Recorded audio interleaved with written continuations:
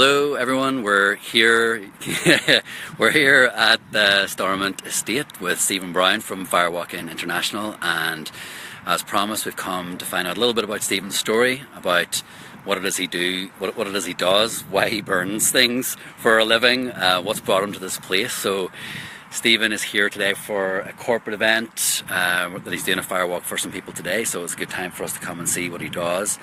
And I'm just going to flip over the camera, hopefully this works, and we'll see Stephen doing his thing. Button, here we go, there he is. Hi Stephen. Not really doing much at the minute. Just leaning on a pole? Just leaning on a pole. So yeah, we thought it'd be a really good idea just to have a chat with you, Stephen, just to find out what it is you do, because you seem to be this peaceful character, seem to be living the kind of unlimited life that we all aspire to. You know, how did you get into this lark of firewalking? When? Well, why? Probably, How? Probably actually all goes back to growing up in the Scouts as a kid. That kept me out of university so that I could go and train as an outdoor instructor, taking people canoeing, kayaking, such things. And over the years, reached a stage where I wanted to work for myself. About 8 years ago, I think now, 8 or 9 years ago, and I set up an adventure company. And at that time, there was a guy running a firewalk in Belfast, so I attended it. And a few years down the line, he said he was moving abroad and that I want to take on the work that I had. So I set up a new company, went and got trained, and that ended up setting up a firewalking company and doing loads of events in Ireland and further afield too. So Stephen, tell us what sort of what people get out of this firewalking experience. I've heard it said if you walk over the coals, you're often changed afterwards. So tell us what it's like for people. What can people expect? It varies from person to person. Sometimes people turn up to a firewalk and they're there just for the thrill. And other levels, people turn up and they are seeking some sort of change within themselves, some sort of transformation, and it's there for them. The fire is a great teacher, and there's many metaphors that we can use along with the fire, but one of the things that we work on with people the most is about paying attention to their thoughts, because it's only whenever you're standing there in front of the fire where things become real. People often know that they're attending a firewalk weeks in advance and they're thinking about it then, but it's only once you're standing right in front of it that you know exactly how you're feeling about it, and then that's when you make your decision about whether or not you're going to walk on the fire or not. And it's the fact that people get to pay attention to those thoughts that are running through their heads, that they then can actually understand how they live the rest of their life. Because often we're making decisions about things before we've actually really thought about it. We're just on autopilot, and the very fact that you're now standing here in front of these red hot embers, you actually need to stop and think for a minute instead of just running on autopilot. So that's one of the things, but there's many more, Yvonne. It's like the number of lessons are, but like you guys unlimited, you know. And can you remember any specific kind of experiences where people have come off and said how it's affected them, or there was some sort of surprised way that it's one of the ones that I love a lot, and it was actually, I was running an instructor's course, and one of the participants that turned up on day one was outside of her comfort zone just speaking to people, and by day 4 she was a different person, and she'd been walking on fire every night, like 5, 6, 10 times every single night. And on the very last night we do a 40-foot firewalk, which is quite big. Wow. And at the end of it she walked over and she gave me this great big hug and just said, I feel really proud of myself. And it's moments like that there that really stand out for me, you know. And every firewalk's different. I've had people turn up to do a firewalk. Like there was one lady turned up with her sister to do a firewalk. She was actually going in for major surgery a few days later, and her sister emailed me and said you wouldn't believe how calm she was going into hospital. Wow. And she'd been up to Hido beforehand. So there's always loads of stories, and it's always different for people. Well, that's really exciting. I can't wait to our Firewalk and Big Life BizCamp, because I haven't done it. I think, Dean, you've already, have you? Yeah, I've done one before. It's been a long time, so I might feel differently doing it this time. It'll be like a new thing. But with your, I know that you do other things, Stephen, like the sweat lodge. Can you tell us about some of the other stuff that you've done and that you've experienced yourself even? Yeah, so like we also, like, one of the other things which is pretty popular as a standalone activity is glass walking, which is, like, I always refer to it as extreme meditation. Glass walking is very different from walking on fire. Walking on fire is pretty much high energy. Walking on broken glass is low energy, and when you're taking your steps, you have to be so careful about what you're doing. You're feeling as opposed to seeing, and people really get to practice being in the present moment, because you can't think about the step that's up ahead. You can't think about the one that's taken. You can only think about the one that you're doing right now. And a lot of people find it very therapeutic. And then we also do things like breaking boards and bricks with your bare hands, and it's really empowering. I'd love to do that. But it's very empowering. But it doesn't have to be. I think I heard you sort of. It doesn't have to be like that at all. We would do a lot of breath work with people before they actually break these, so that they actually really center themselves, and then they're using the power within their body as well as some unnatural forces to break it. And then key to it all is self-belief. I also do on a bigger scale. Then I run retreats for people. I do 3-day silent retreats in Donegal.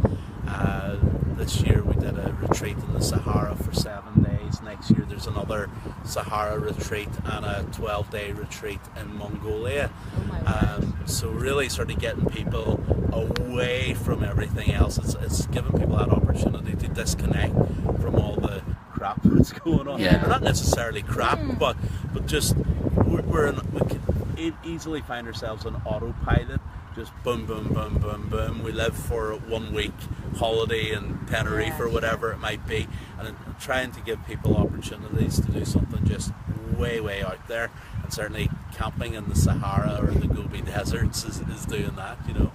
You were talking about the silent retreat in Donegal and stuff that you've done, and I know you went on a 10-day or something, silent meditation. 10-day Vipassana, so that was meditating for, I think it was 12 and a half hours every day for 10 days. In silence, yeah. And Stephen, tell us, what did you take away personally from that experience? Personally from that? Fire is blowing in our face. Smoke in all our eyes here. There was quite a few things with it. It was I found it really tough at times. And certainly even on day 9 I felt like just packing my bags and going home. I always remembered the phrase, if you don't have time to meditate for 20 minutes a day, you should meditate for an hour. Or not maybe 10 days. And intellectually I really understood that, but to have been so immersed in meditation, I actually realised it as a truth, as opposed to something that I could understand. You know, and there's a big difference between the two. The whole experience was phenomenal. I spent about two days thinking about every relationship that I've had in my life. I was going to ask you about that. What sure you want to say about it? With different people, and some I felt happy about, some I felt. But meanwhile, I was thinking, you're meant to be meditating. But they just came, and I just accepted them, and it was just interesting to notice how these thoughts and remembered people that I hadn't thought about in 15 or more 20 years.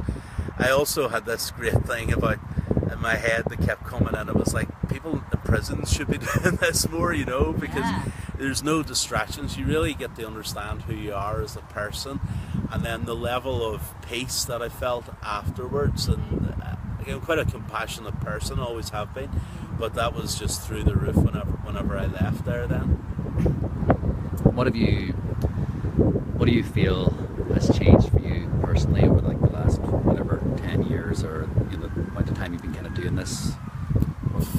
I think loads of things. I'm not even too sure if I could pinpoint one particular thing. But you feel different, Stephen, than you would have done when you were younger, don't you? I feel more content about what I'm doing. I feel more relaxed about what I'm doing. I tend to just go with whatever feels good for me. I don't really get caught up in having a big massive plan. It's always good to have some plans, but I like the fluidity of life, if that's the correct word. I love that. Sounds good. You know, I like that, and I just go along at my own pace, and sometimes that pace is faster and sometimes it's slower, but it's good, and it's what's right for me, you know. Does anything get you down? And how do you deal with that? Does anything get me down? So I still have this thing about not letting people down. So anytime I feel I'm letting people down, but I wouldn't necessarily say that it gets me down. You know, I tend to just, if something's getting at me, I tend to just try and let it go and just move on. You know, I don't like dwelling in the past. You know, there's I think that's the past. a key The past is the past. For soul is that whole, and that's something I've been coming to learn about more recently, is about not dwelling on the past, about living in the present moment, and about accepting each moment as what it is. This is the here and now, and not, you know, ruminating about things that happened in the past, but worrying about things that are in the future. So I hear you, and it's a lesson that I've only started to learn recently, and it's made a huge difference to my sense of peace. Yeah. Do you find, do you advise people to check out silence if it were, you know, is there a way? I love silence. Yeah. You know, it's when I was actually on a retreat in Latvia whenever somebody had told me about this 10-day silent retreat, and I was like, happy days, you know, I'm away to that.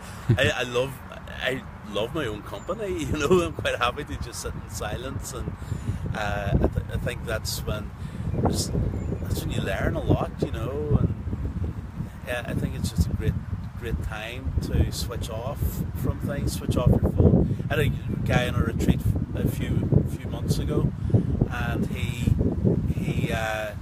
said it took a lot of work to get there because he had so much work to prepare, so that he wasn't worrying about getting calls and emails while he was away. And he said he felt liberated by being able to put his phone in the room for the 4 days that we were away. Yeah, that sounds like such bliss right now.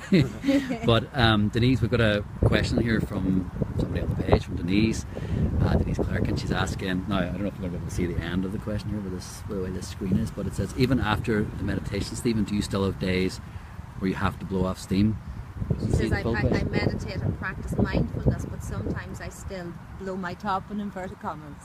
Yeah. I've never, very rarely, been a person for blowing my top.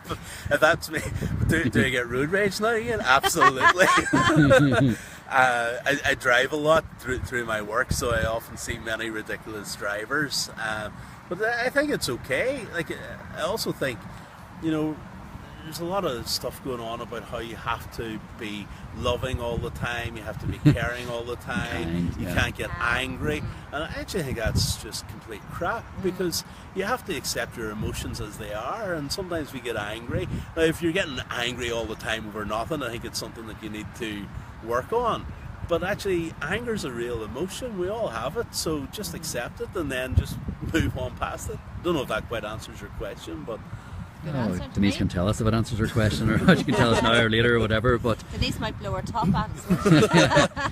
Yeah. Is there anything you find yourself practicing or repeating on a regular basis to kind of keep yourself chilled, or is it just a state of mind, or you find yourself practicing any particular thought patterns or anything? No, it's like I read a fair bit, probably not as much as I would like to.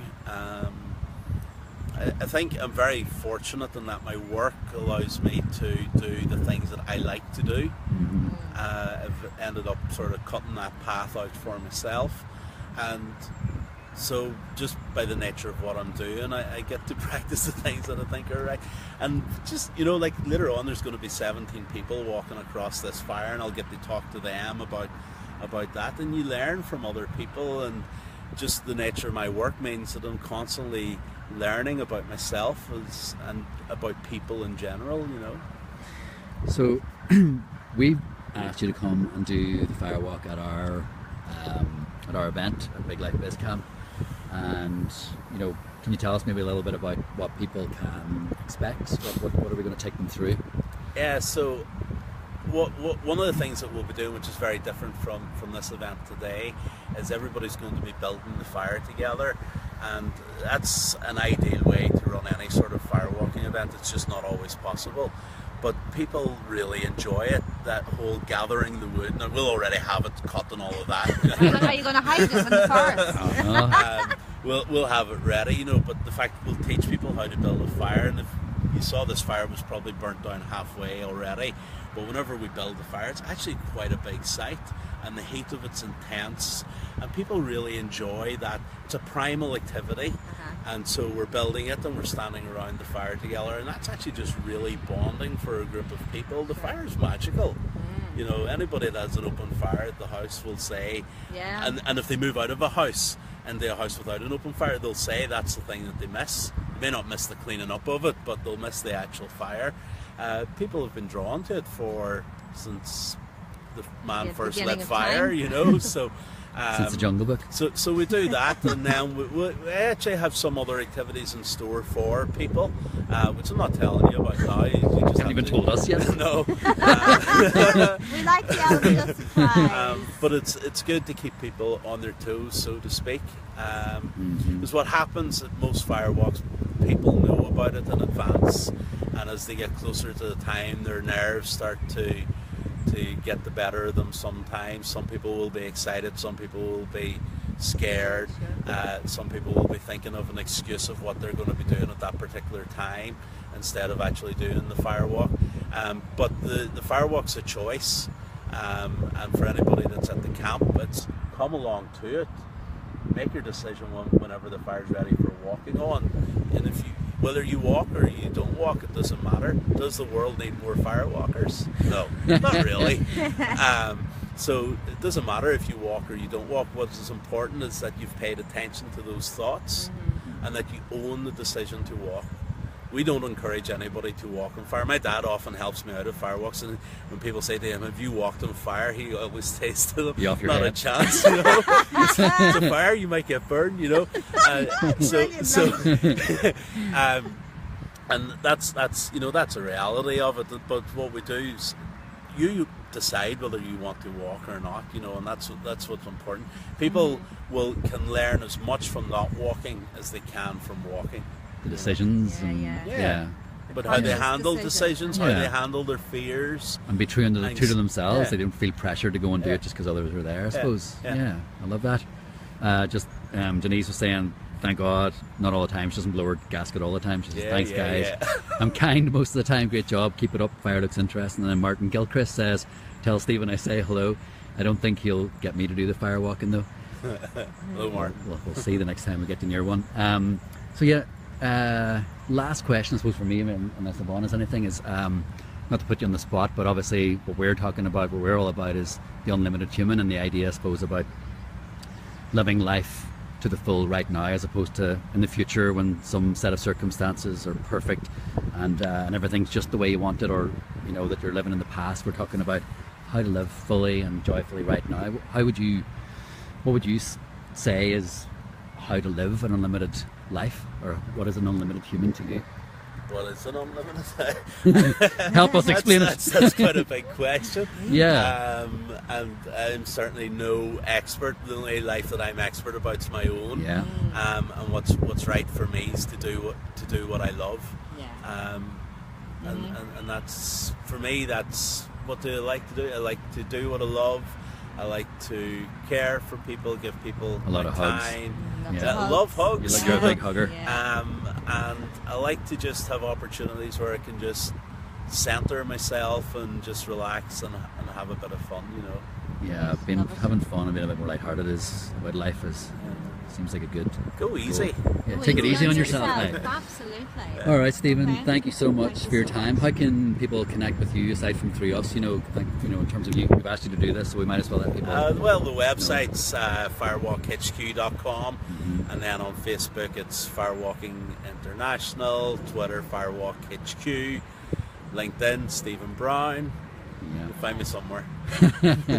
All right, Stephen. Thank you. Good luck with Firewalk tonight. All right, thank you. So there you have it, guys. Thanks for tuning in to Stephen's story. Obviously you can find out more about it on the Unlimited Human, and we'll talk to you again soon. Anything from you, Yvonne? Over and out. Take care. Bye.